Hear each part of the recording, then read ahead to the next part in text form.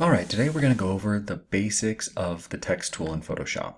So let's get cooking by opening a new file. I believe you know how to do it. And then selecting, actually for now it's pretty arbitrary with what size you want. I would say at least 1000 by 600.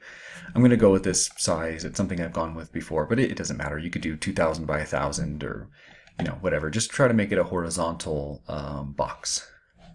All this looks fine. Resolution is 722 or 72, just because I tend to do things for digital publication. If it were for print, I'd go with a higher resolution, such as 200, but this is fine. And we'll hit create. Okay, cool. Actually, I'm gonna break out a few of these and get rid of them because of I used them for previous lessons. We don't really need them today. I'm doing a little bit of cleaning up, and you can do the same. Okay, so first off, let's just go over to the text tool button over here, and let's right click. So when you right click, it gives you a little drop down menu that shows 4 different options: horizontal type tool, vertical type mask tool, and horizontal type mask tool. For now, let's just go with horizontal type tool. And then to get going with it, it's as easy as just clicking on the screen. Really easy, right? And then it populates it with usually lorem ipsum text. Yours might not be big. Yours might look more like this. Yeah, really tiny. But if we zoom in, you'll see it's the same thing. Lorem ipsum.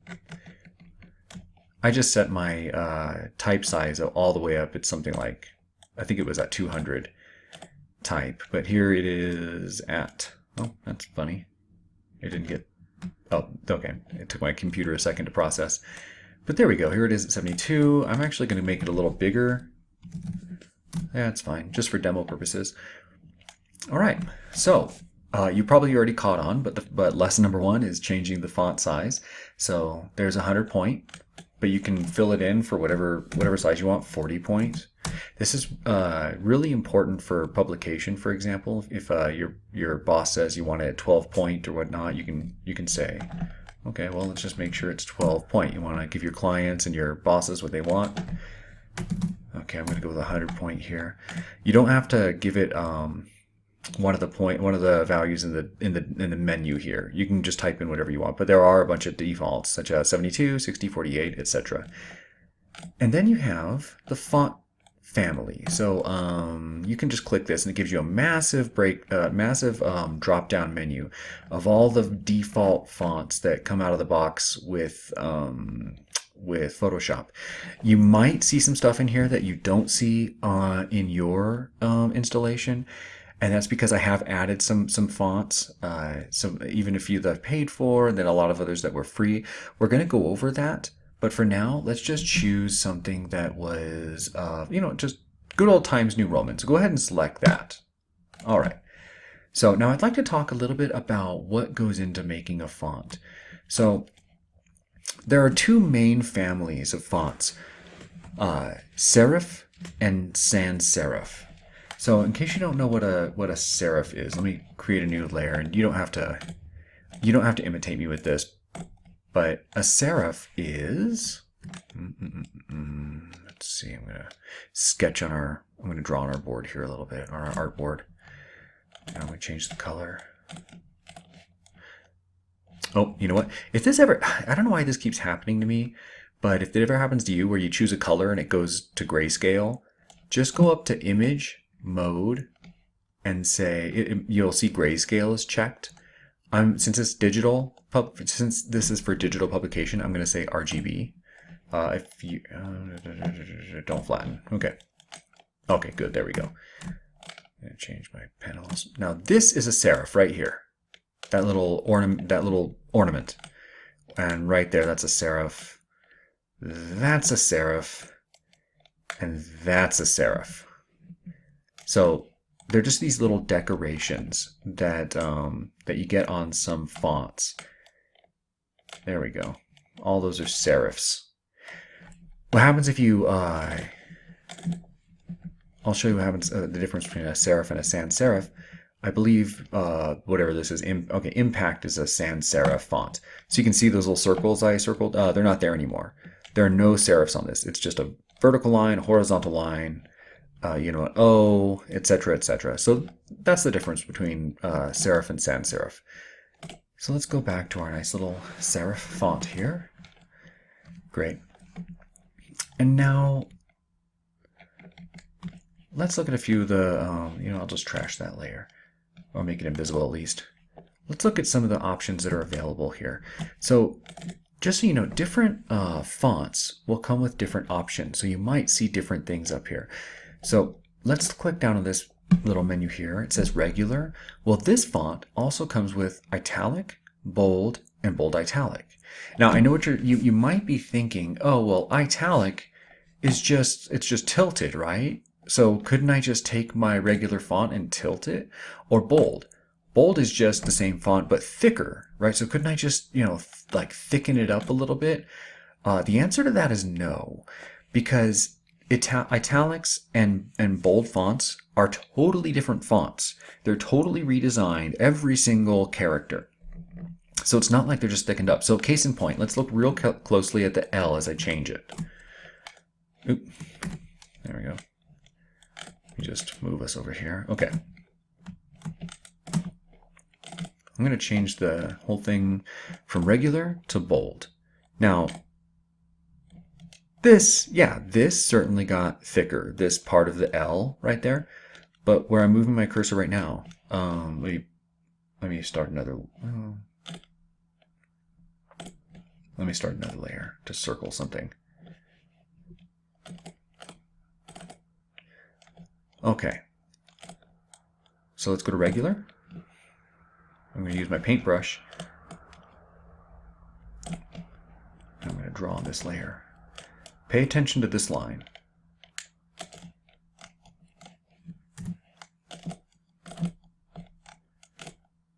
Bold. Did this line get thicker? Let's go back and forth. Oops, that was italic. There's bold, there's regular. No, it didn't get thicker, right?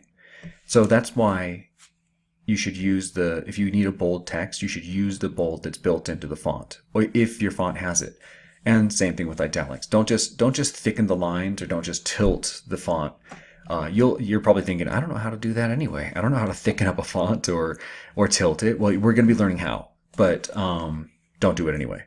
We're going to learn how for other reasons, not so you can do this. Okay. So we already went by the font size. Here are a few other options. Not every font has exactly the same stuff, but you can sort of like use a sharp image or a sharp version or a crisp version. Photoshop changes the way it renders it. And so we're going to go with none. And then we have alignment. So let me zoom out. Oh, oops. I'm going to have to undo through all that stuff. Okay. So up here, you can choose how to align your text. So since whenever we started the text, we just came in and clicked on a dot, the whole thing is centered around this dot. Let me bring back a layer so I can draw on this. Let me erase that stuff real quick. Drawing on the wrong layer. There we go. Let's zoom in. I'm going to choose my text tool, click on there. Okay. Now I'm talking about this. It'll appear right about here in just a second. As soon as I click my text tool, and then click on the element, and there we go. You see this little box, this little tiny square? So that's the sort of the center point of this little line of text. So we can center it on that dot like that, or we can push it off to the left side of the dot. So it's much like your Microsoft Word or Google Docs tool, but with one difference that since we just came in and clicked once, everything's centered around a dot. Now we had the other option when we started this text box to come in. I'm going to start another layer, and we could have dragged a box out, and it would have filled it with lorem ipsum. And then the alignment tool would have worked a little differently. If we press centered, it would center the whole thing inside the box. If we press right, we would line it up along the right side of the box, so on and so forth. Here we can change the color of the font. So if we double click that, we can say, you know, blue, and there you go. Whoops, let me deselect. And there you go. Nice blue font, right? Let's see, anything else to go over here? Okay, so this opens up a few important panels that pertain to your text tool. One is paragraph and one is character. So the paragraph has a few redundancies that you can find in your control panel up there. So your paragraph alignment, for example. Oh, and by the way, it actually has a few other options here. So this is justified, but if you have a little bit extra left over in your paragraph, it'll sort of let the very last sentence stick to the left side. Let me try to find an example. I'll shrink down the size of the text. Okay, now I'm going to cut out a little bit. Oh, that's right. It's like huge. Let me try to get rid of all of it. See if I can even do it. It might just keep, yeah, I think it's just going to keep spitting it out at me. I'm going to delete everything and then paste. Okay. So here I've justified everything, but I left the last line stick to the left, you know, align to the left. You can also do the same thing, justify, but have that last line stick to the center, and, you know, so on and so forth, have it justify to the right. Here's an option that turns out kind of weird most of the time in my experience, but you can justify the whole thing. So even the very last line, if it doesn't fit, it'll still justify it to the sides, you know, make it fit in the whole square. I'm not going to recommend that for most circumstances. All right, so now let's look at the character menu. So the character menu has a few other options that allow you a lot of freedom for sort of like redesigning your fonts. So let's, you know what, that's going to drive me crazy. Let's just align it up left. Or we call that ragged left sometimes. Okay, so you see a few redundancies. We have bold, Times New Roman, so you can adjust the font and some of the font details, the font size, and then you can adjust things like the tracking. So this is, okay, so VA stands for well, actually I don't know what VA stands for. It does adjust the tracking though. So that means the space that is in between any two letters. So what I'm doing is I clicked on VA and I'm slowly dragging to the right with my mouse. And you can see that it's slowly adding more and more space between every single letter, right? That's called tracking. You can also adjust the kerning, which is the space between any two letters specifically. So what I mean is the fonts, even the space between letter or characters in a font that's specifically designed. So let's take this for example. Okay, here we go. So you see that there's a little bit, and probably seriously about 7 pixels or 6 pixel space between the L, the very little right little serif on the L, and the left little part of the A. But let's look at some other combinations. Okay, so T is literally in contact with V, right? V and I are probably only about 2 pixels away from each other, whereas the V and E, actually, there's probably 2 pixels there as well. But D and O probably have about 5 pixels between them. So this is kerning, and it's designed kind of subjectively, you know, just like any visual design or, you know, graphic design. But you can adjust these manually with this right here. So you just stick your cursor somewhere between the D and the O, and click and hold VA, and start dragging it back and forth. And you can see that that none of the rest of the tracking is changing, just the kerning between the D and the O. So I can get them I can smash them together. I wouldn't recommend that typically, but so we can get them a little closer together. And this is totally just a design choice if this is something you want to do. I find this is especially useful for designing logos. And that's one thing we're going to be doing today. So, but anyway, let's move on to the next option. Oh, we also have line height. So what if you want the line, the whole paragraph to be taller, but you don't want to stretch the letters. Well, let's select everything. And then I'm going to go over here to line height, and I'm going to drag it to the right. And you can see what's happening is the letters are the characters, oops, wrong option. The characters are staying the same size, but they're just getting spaced out more vertically. You know, more space above, more space below. You can actually go into negative, or not negative numbers, but anything below what it was before, that'll kind of smush it all together. And this is actually pretty useful sometimes if you want it, if you just feel like sometimes it's too spaced out. And then of course you have actual character height. So this is the one with a T with the arrow up and down, and we can swing that left and right, and we can stretch the characters out or smoosh them down. And then same thing with character width, which is right over here, right next to character height. You know, we can smush it in, or we can stretch them out left and right. And then we have the color. We're not going to really worry about that for now. We have other variations. Actually, you know what? Some of this stuff kind of gets into the finer points of text, but we may as well go over a few of them. So if you're going to say something like, oops, let me get rid of that. I live in the USA and work. Let me zoom out.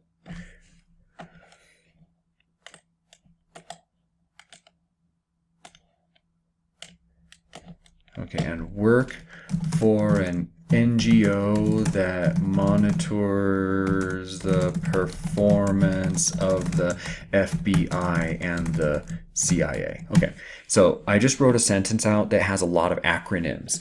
And I don't know if you noticed, but let me just try to deselect everything and kind of back away. I'm going to get rid of this real quick. Trash that. Oh, let's trash that layer too. Okay, now just sit back for a second, get a little farther from your screen, and what jumps out to you, right? So for me, actually USA, NGO, and CIA really jump out. FBI not as much, but even though probably if they were in a different position, maybe it would jump out to me more. Maybe it does to you. But anyway, that's not great because we're not trying to draw attention to the acronyms. That's just the way we just use acronyms in the English language. So how do we make it to where it doesn't jump out and it doesn't demand grab visual space like that and grab attention? Well, we can use small caps. So what you can do is click this right here and then rewrite it USA. Oops.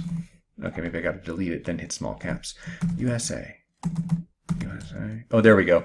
I was holding control. Do not hold control. Now it's all caps, but look how much smaller it is. Let me try it over here. That's right. Gotta click small caps. Beep. NGO. Let's go over here to the FBI. Delete that. I'm going to hit small caps and say FBI. And same with CIA.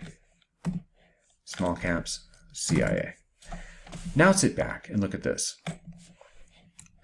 Now, while it might not be perfect, I think it's still... Actually, you know what? For me, it doesn't really grab my eye as much. And that is the intent. Is we still want to give acronyms, we still want to make things caps, but we don't want to make it sort of like all caps, like they're screaming at you. We just want it to be all caps to be acronyms. We don't want it to grab attention, so that's why we use small caps, and that's over here in your character menu. Let's see, there are other things like Superscript and Subscript and Underline, which honestly you should never use. I mean, I don't mean never. Let me think of a circumstance where you might. I really can't. I think you should probably not use it. Because if you want to underline something, I mean, it's Photoshop. You can draw a line under it. Or if you're trying to emphasize something, just emphasize it. Change its color, make it big, put a little kapow explosion behind it. We have so many better options than underlining a piece of text that I'm just going to recommend against using it in most circumstances. And there's strikeout. I think you probably know what most of these things do, but let me show you. Here's underline. There we go. Let's see. I'll give you some strikeout. There we go. Actually, strikeout's pretty useful because sometimes you want to deliberately show that something was struck from the record or something. Superscript. Oopsie. Let me try to write a little something. I drink H2O. Oh, I don't know what I can say. And here's, oops. Oh, you can change the size of the box just like you would the size of, any of the box on here. And here's a reference. Okay, so you might use references in academic papers here at the college, right? So that's how you make a reference in Photoshop, right? Let's see. Oh, H2O. Okay, so shouldn't be it. That's not how you write a chemical equation, is it? Now, correct me for the chemists in the audience. Correct me if I'm wrong. I believe it should be that, right? With a superscript.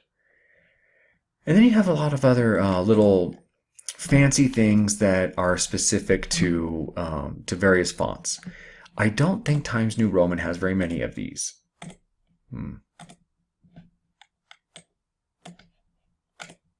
But these things are a lot of things that you can sort of attach to certain fonts. So for example, some fonts will let you, like here, ST, and you see how it has a little kind of fancy dangly thingy that connects the S and the T, or here the O. It sort of has like a little loopy, frill on it. Some fonts, especially ones that you're going to have to pay for, which are called open type, or it just means that they're really well fleshed out. They have lots of little lots of characters, lots of flourishes and ornaments and whatnot. So these are called ligatures, by the way, whenever you connect two letters. And then this one down here is an alternate character. So like say if you have a handwriting text and you have like a flourishy A with a bunch of swirls, you can click on alternatives. Here's another way to get at those alternatives actually, by the way. So we can go up to window and we can say glyphs. There we go. And then if there is, I'll say like E, if there is an alternative, oops, there we go, alternative, you can say alternatives for selection. Now you can see here there are none.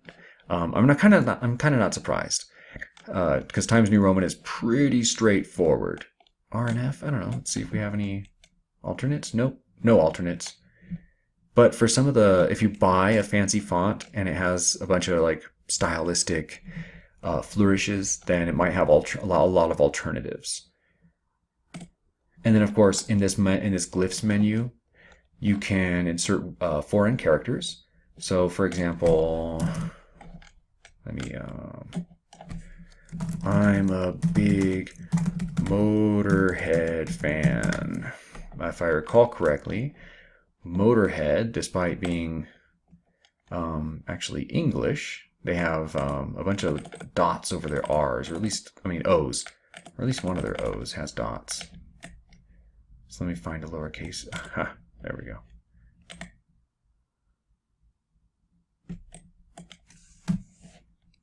Why did that not work?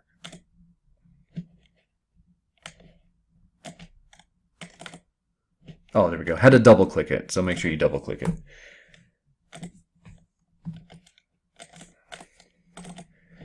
And of course, if you need to write, Spanish names. Oopsie, that's not how you spell Jose.